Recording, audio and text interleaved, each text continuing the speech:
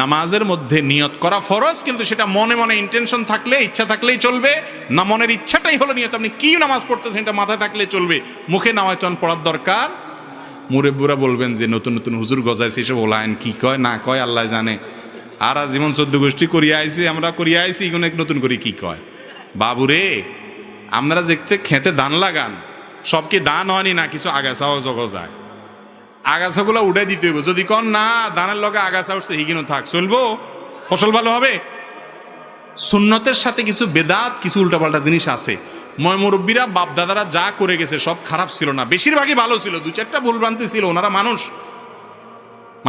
না কয় না বাপ দাদা যা করে আসছে এর উল্টাটা আমরা করব না। তো বাপ দাদা তো আলস হয়েছে, ওনারা বিদেশ হারাইছেন কা, বুঝেন নাই?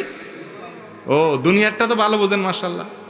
বাপ দাদা আলস হয়েছে, ওলারা কইবেন তো 14 গোষ্ঠী আলস হয়েছে, তুই আলস হবি বেটা, বিদেশ কিল্লা যাবি।